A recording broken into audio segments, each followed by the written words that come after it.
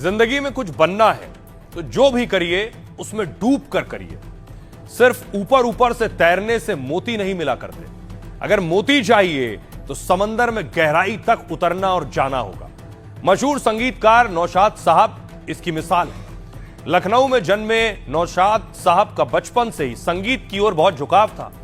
10 साल की उम्र से वो संगीत घरानों से तालीम लेने लगे थे, लेकिन घरवाले इसके बिल्कुल खिलाफ थे। उनके पिता ने एक दिन धमकी देते हुए साफ कह दिया, फैसला करो, तुम्हें ये घर चाहिए या अपनी मौसीकी संगीत।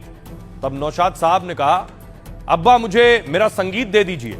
और नौशाद साहब घर छोड़कर मुंबई चले गए, लेकिन वहां उन्हें कोई जानता पहचानता नहीं था।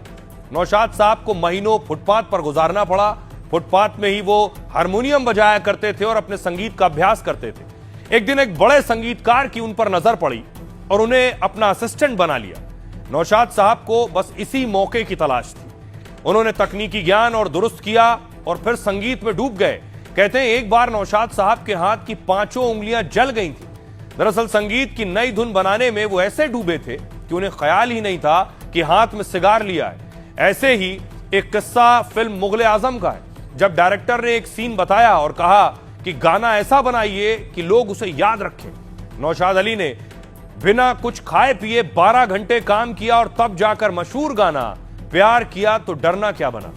नौशाद साहब ने 60 साल तक हिंदी फिल्मों को इसी तरह से एक से बढ़कर एक शानदार संगीत वाले गाने दिए और लाइफ का बड़ा फंडा दिया। काम तो सभी करते हैं, लेकिन खास पहचान और मुकाम बनाना है तो काम को पूरी निष्ठा और समर्पण के साथ करिए। उसमें ऐसे डूब जाइए कि आपके दिमाग में कोई और ख्याल ही ना रहे।